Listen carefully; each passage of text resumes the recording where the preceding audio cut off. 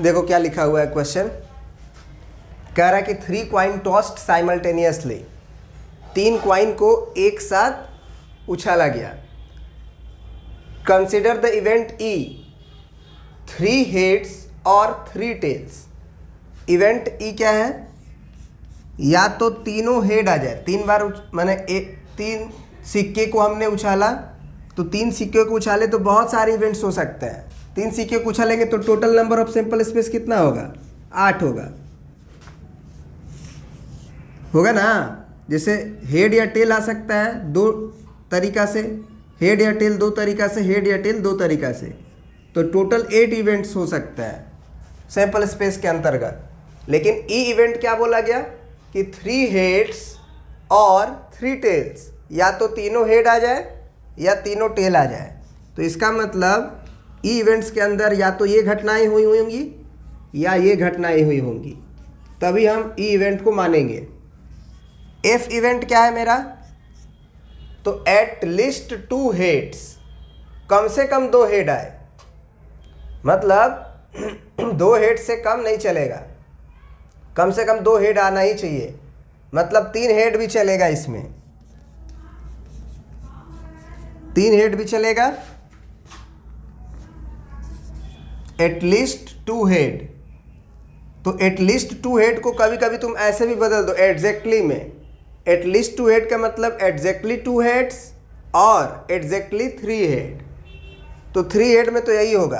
अब 2 हेड में क्या हो सकता है कि पहला दोनों हेड आए, अगला टेल आए।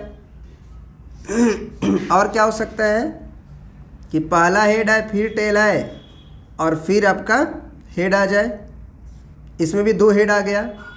ये भी हो सकता है आपका कि पहला टेल हो जाए, फिर हेड हो जाए, फिर हेड हो जाए। क्या इसके अलावा और कोई पॉसिबिलिटीज नज़र आ रही है? एटलीस्ट 2 हेड आने का, क्योंकि एक हेड तो चलेगा नहीं। अब मान लो हम जी इवेंट्स ले लेते हैं। तो क्या कह रहा है G event? At least 2 heads and G at most 2 head. At most 2 head का मतलब ज़्यादा से ज़्यादा 2 हेड। तो ज़्यादा से ज़्यादा 2 हेड का मतलब नो हेड चलेगा, 1 हेड चलेगा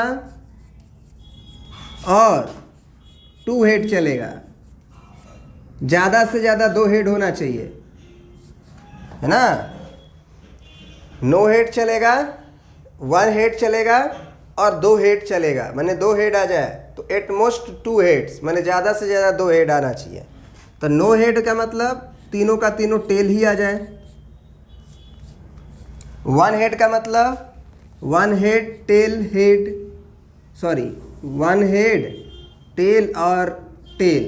1 हेड का जितना पेयर है बना लेते हैं पहले।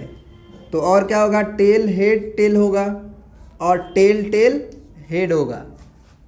यही हो सकता है ना। बोलिए, और कोई पॉसिबिलिटीज है जिसमें एक ही हेड हो? नहीं। फैक्टोरियल 3 डिवाइडेड बाई 2, यानी कि 3 तरीका होगा, 2 से 2 कट जाएगा, तो 1 2 3 सही है। और मान के चलो 2 हेड वाला कहानी, तो 2 हेड के लिए पहले 2 हेड लिख लो, 1 टेल लिख लो, फिर आप हेड टेल हेड लिख लो, फिर आप हेड हेड टेल लिख लो।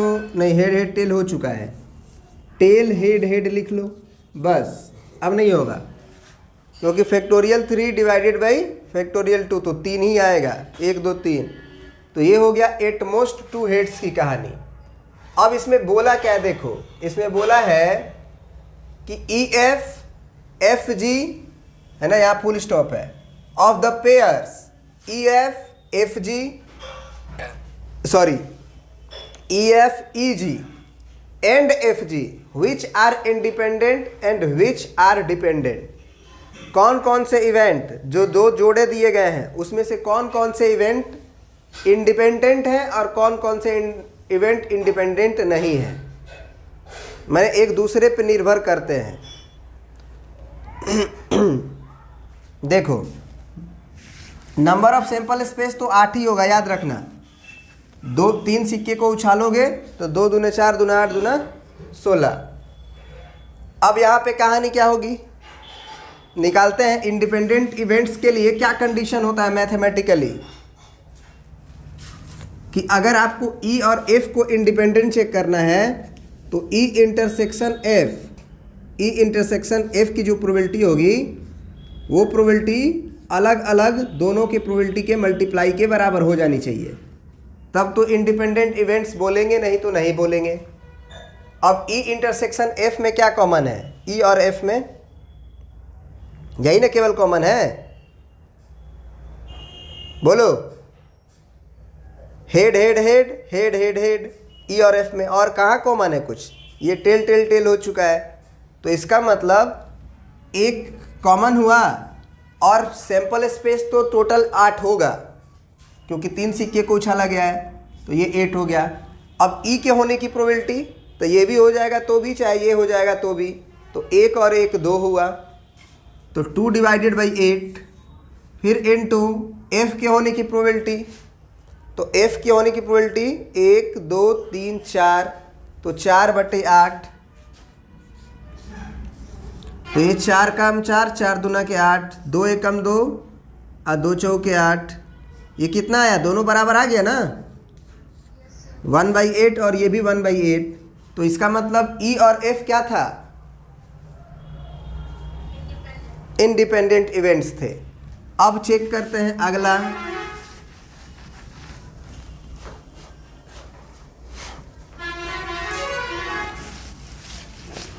अगला है तुम्हारा ई एंड जी।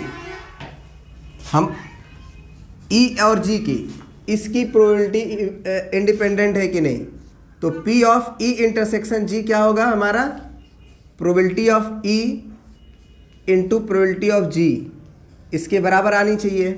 देखते हैं है कि नहीं, है ना। और नहीं होगा तो हम एक दूसरे तरीका से भी एक्सप्लेन करेंगे कि क्यों नहीं हुआ। तो ई और जी में क्या कॉमन है, ई और जी में इसमें 3 हेड है, तो इसमें 3 हेड तो मिलेगा ही नहीं, क्योंकि 2 हेड आ चुका है, 2 ही हेड तक है मैक्सिमम, और नो हेड, तो नो हेड का मतलब तो यही होता है ना, टेल टेल टेल, तो ये कॉमन आ जाएगा ना। तो इसका मतलब एक कॉमन है, तो 1/8।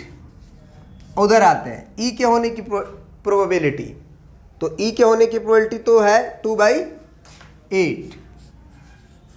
अब आ जाते हैं जी के होने की प्रोबेबिलिटी, तो जी हमारा 1 2 3 4 5 6 7, 1 2 3 4 5 6 7, तो 7/8।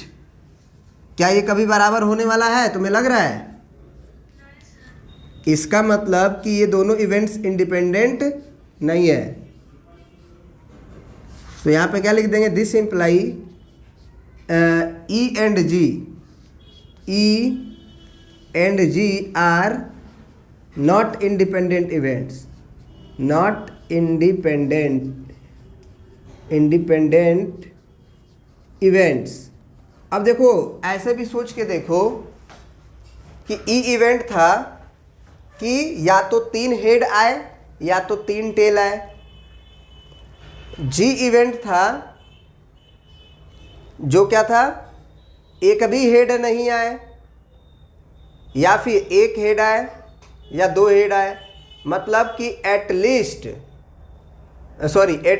2 हेड। और ये क्या था, ये डिपेंड कर रहा है। नॉट इंडिपेंडेंट का मतलब क्या होता है,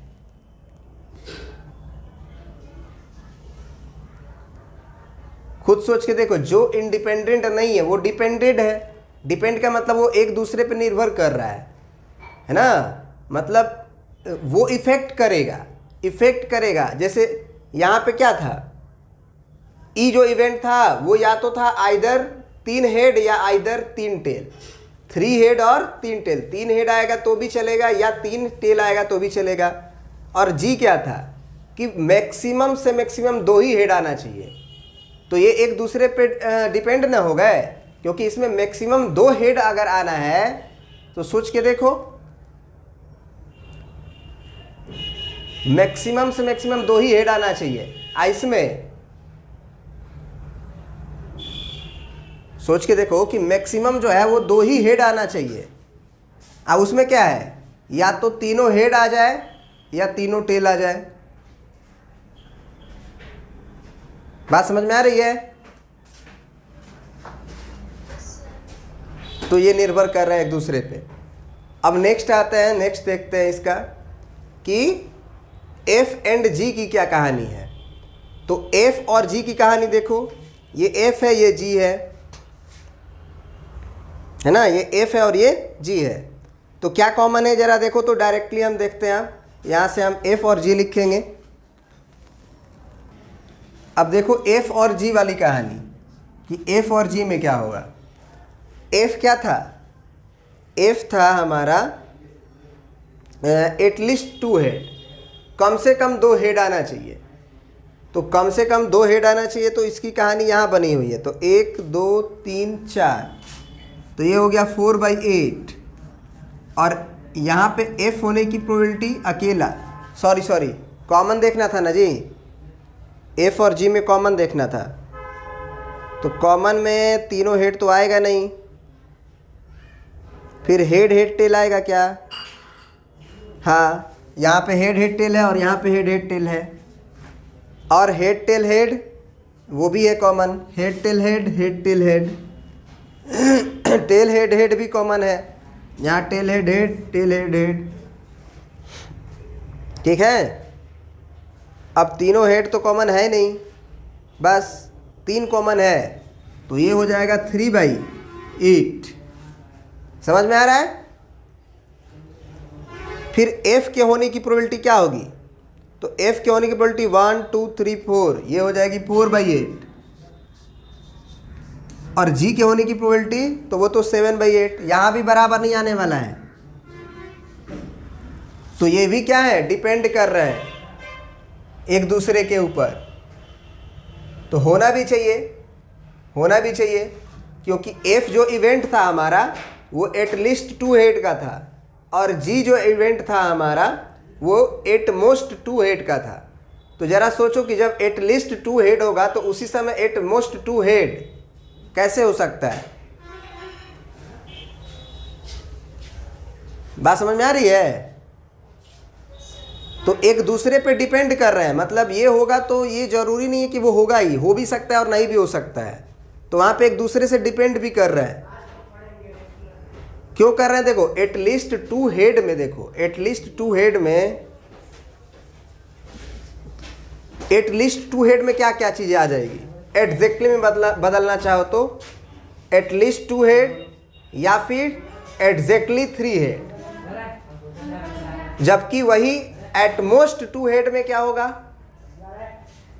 ज्यादा से ज्यादा 2 हेड, या कम से कम 1 हेड, या एक भी हेड नहीं। ठीक है,